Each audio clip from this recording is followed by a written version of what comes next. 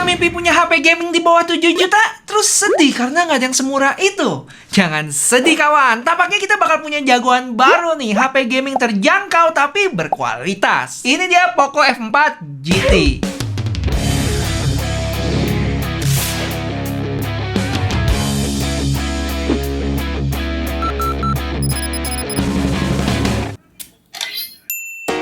Ini dia boxnya yang makin keren sih menurut gua, dengan tema kuning hitam seperti biasa dan ala-ala motif karbon gitu di bagian hitamnya.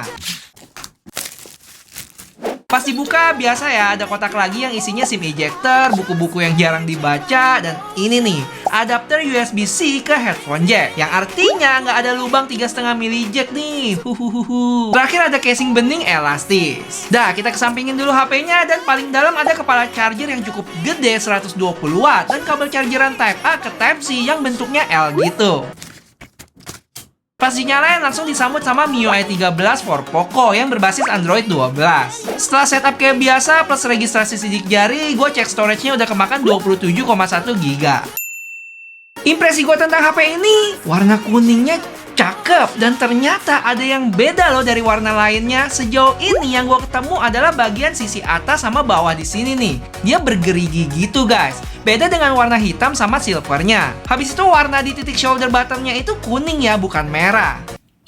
Terus warna kuningnya dia itu agak pudar karena dibikin matte finish gitu. Untuk jiplakan sidik jari kadang masih kelihatan, tapi lebih mending sih daripada yang glossy. Untuk kamera modulnya seperti yang kalian tahu ada lampu RGB dengan flashnya yang menyerupai bentuk petir. Lanjut ke bagian depan yang punya layar 6,67 inch dengan kamera selfie di tengah. Dan bezelnya yang menurut gue pas kok. Oh ya, layarnya juga dilindungi sama Gorilla Glass Victus ya. Lanjut di sisi atas, dia ada AR blaster, mic, dan speaker. Di bawah ada mic lagi, port Type-C, dan speaker. Di sebelah kiri, dia ada dual SIM card slot yang nggak bisa tambah memori, volume button, dan mic lagi. Jadi total ada 3 mic-nya. Gile. Terakhir di bagian kanan ada pop-up button-nya, terus slider buat pularin button-nya tadi, sama tombol power. Untuk pop-up button-nya nanti kita bahas lebih detail di belakang ya. Terus HP ini punya berat 210 gram dengan tebal 8,5 mili, yang mana untuk standar HP gaming termasuk ramping sih. Dan kalau dipakai jadi HP casual juga masih masuk kok, nggak terlalu tebal atau berat gitu.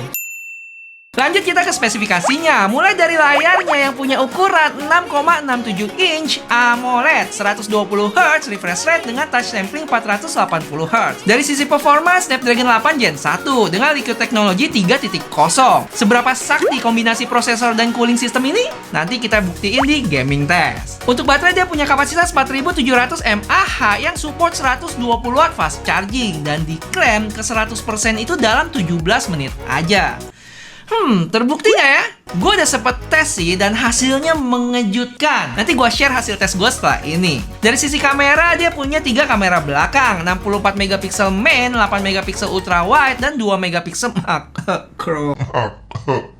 Sedangkan kamera selfie-nya 20 megapiksel. Untuk resolusi bisa sampai 4K 60 fps loh kamera belakang. Dan kamera depannya 1080p 60 fps. Dan buat sampel foto dan video beserta reviewnya, kalau emang pada minat kabarin di komen ya. Kalau rame gue bakal bahas di video selanjutnya. Untuk spek lainnya itu dia udah HP 5G, 4 speaker dengan Dolby Atmos yang sayangnya bukan tune by JBL ya. Beda dengan versi Cinanya. Habis itu udah Wi-Fi 6E, NFC, dan ada pop-up shoulder button yang bikin sensasi ngegame di HP ini udah kayak pegang gaming controller beneran. Oh ya, sama satu lagi, Cyber Engine Ultra Wideband X-Axis Motor.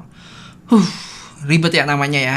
Intinya vibration dari HP ini gue akuin top banget. Getarnya itu yang bulat ya, nggak mencar gitu. Serius, gue cukup takjub dengan vibrationnya.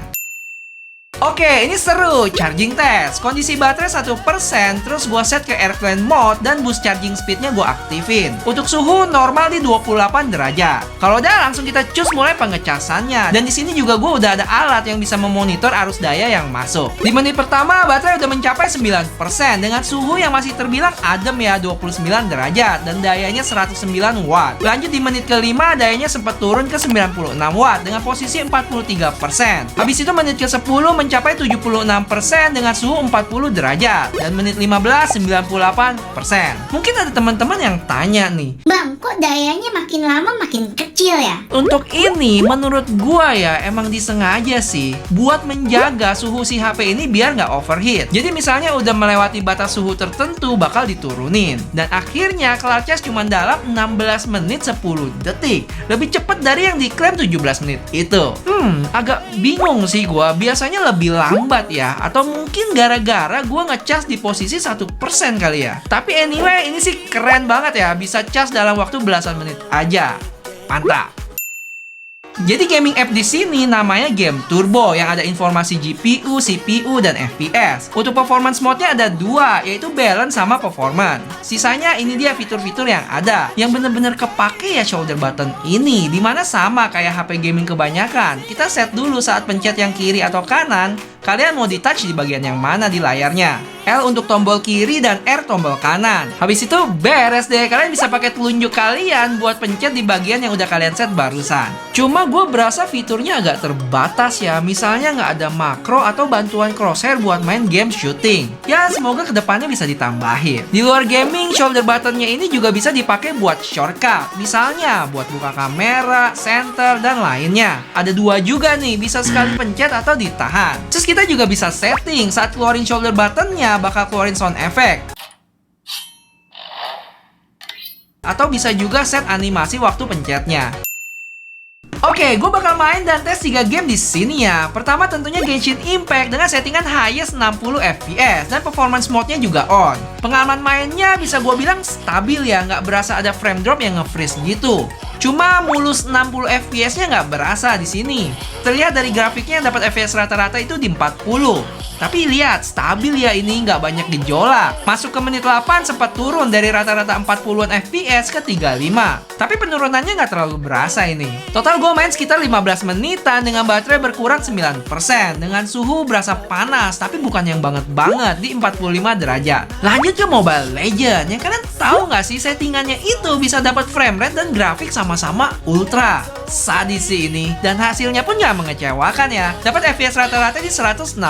Gua main satu game sekitar 14 menitan dengan baterai berkurang 9% dengan suhu yang hangat di 41 derajat. Terakhir, game yang lagi hype nih, Apex Legends dapat settingan mentok di grafik Extreme HD dan frame rate-nya ultra. Pengalaman mainnya lancar sih, FPS rata-ratanya itu di 59,2. Dan kalau kalian lihat grafik yang di tengah turunan tajam itu bisa diabaikan ya. Itu pas gue lagi keluar game bentar. Total gue main satu game selama 16 menitan dan baterai berkurang 13% dengan suhu yang cukup panas di 47 derajat. Untuk PUBG gue kasih settingannya aja ya, dapat di HDR sampai Smooth Extreme.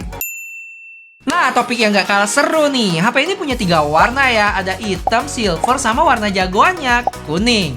Untuk varian dan harga di Singapura ini ada 2. 8128 di 6,9 juta dan 12 plus 256 7,9 juta. BTW itu harga early bird-nya ya. Dan dari sisi harga emang ini udah edan sih. Harusnya jadi Snapdragon 8 Gen 1 termurah nggak sih? Terus apakah di Indonesia harganya bisa lebih murah? Kemungkinan besar iya. Karena kalau gua lihat harga Malaysianya itu di sekitar 6,6 atau 6,7 juta ya. Ayo, pada ngiler nggak tuh? Habis itu, Kapan keluar di Indonesia, Bang? jujur gue nggak tahu pasti ya, tapi menurut ilmu sotoy gue, palingnya bakal nongol di bulan depan Juni atau telat-telat di Juli.